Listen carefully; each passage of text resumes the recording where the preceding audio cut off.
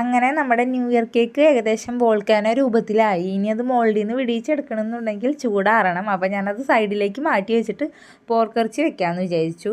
അപ്പോൾ അതിനായിട്ട് pork cut ചെയ്ത് കഴുകി വെച്ചിട്ടുണ്ടായിരുന്നു. ഒടുക്കത്ത് നെയ്യായിട്ടുള്ള പോർക്കായിരുന്നു കേട്ടോ. അതുകൊണ്ട് തന്നെ ഓയിലൊന്നും എക്സ്ട്രാ ആഡ് ചെയ്തില്ല. ജസ്റ്റ് സവോള, ഇഞ്ചി, പച്ചമുളക്, വെളുത്തുള്ളി പേസ്റ്റ്, മുളക് പൊടി, മഞ്ഞൾപ്പൊടി, ഗരം മസാല, മല്ലിപ്പൊടി, പിന്നെന്താ ബേസിക് ആയിട്ടുള്ള എല്ലാ മസാലകളും ആഡ് ചെയ്തിട്ട് നന്നായി മിക്സ് ചെയ്തിട്ട് ഒരു 4 വിസിലാണ് അടിച്ചത്.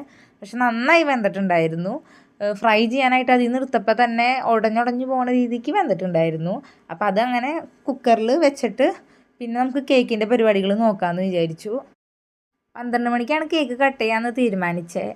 സ്വാഭാവികം അങ്ങനെയാണല്ലോ. പക്ഷേ ഹസ്ബൻഡിന് നൈറ്റ് ഷിഫ്റ്റും കൂടി ചെയ്യേണ്ടി വരും. എന്തോ ഒരു എമർജൻസി വന്നതുകൊണ്ട്. അപ്പോൾ ബ്രേക്കിന് ഫുഡ് കഴിക്കാൻ വരും എന്ന് പറഞ്ഞപ്പോൾ പിന്നെ അപ്പം ഒരുമിച്ച് കേക്ക് കട്ട് ചെയ്യണമല്ലോ എന്ന് വെച്ചിട്ട് അപ്പം കട്ട് ചെയ്യാന്ന് വെച്ചിട്ട് പിന്നെ ചടപടയെന്നായിരുന്നു കേക്കിൻ്റെ എല്ലാ കാര്യങ്ങളും.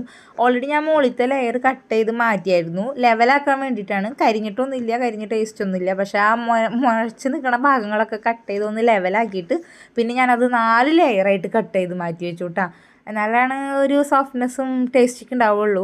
സാധാ 3 ലെയറാക്കി അത്യാവശ്യം കട്ടിയിൽ കിട്ടും. പക്ഷേ എനിക്ക് ക്രീം അത്യാവശ്യം വേണം. ഇപ്പോഴും ചൂടുണ്ട് അതിന്. പറഞ്ഞില്ലേ, നേരെ ഇല്ലാത്തതുകൊണ്ട് പെട്ടെന്ന് തന്നെയായിരുന്നു കട്ട് ചെയ്യലും ബാക്കി കാര്യങ്ങളൊക്കെ. ആവി ഇങ്ങനെ പറക്കണ് കാണാൻ പറ്റുന്നുണ്ട്. പിന്നെ എപ്പോൾ കേക്ക് ഉണ്ടാക്കിയാലും നമ്മൾ ഇതിലേക്ക് ക്രീം ചീസൊക്കെ ആഡ് ചെയ്യാറുണ്ട് കേട്ടോ. അതുണ്ടാക്കുന്നത് ഇതിൽ കാണിക്കുന്നുണ്ട്. ഇപ്പം നമ്മൾ ഒഴിക്കുന്നത് ഡബിൾ ക്രീമാണ്.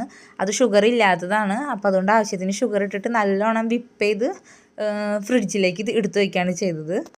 അതിനുശേഷം ലെയർ ഉണ്ടാക്കാൻ വേണ്ടിയിട്ട് നമ്മൾ പാല് തിളപ്പിച്ചിട്ട് നാരങ്ങ പിഴിഞ്ഞൊഴിച്ചിട്ട് നമ്മൾ ക്രീം ചീസ് ഉണ്ടാക്കി അതിലേക്ക് കുറച്ച് വൈറ്റ് ചോക്ലേറ്റ് ഇട്ടിട്ട് മിക്സിയിൽ ബ്ലെൻഡ് ചെയ്ത് എടുത്ത് വെച്ചു. ഇതൊക്കെ എൻ്റെ ഫ്രണ്ട് പറഞ്ഞ എന്താണ് കേട്ടോ, അടിപൊളി ടേസ്റ്റ് കൊടുക്കും കേക്കിന്. പിന്നെ ഡബിൾ ക്രീമിൽ വൈറ്റ് ചോക്ലേറ്റ് ആഡ് ചെയ്തിട്ട് അത് മെൽറ്റ് ചെയ്ത് വെച്ചു.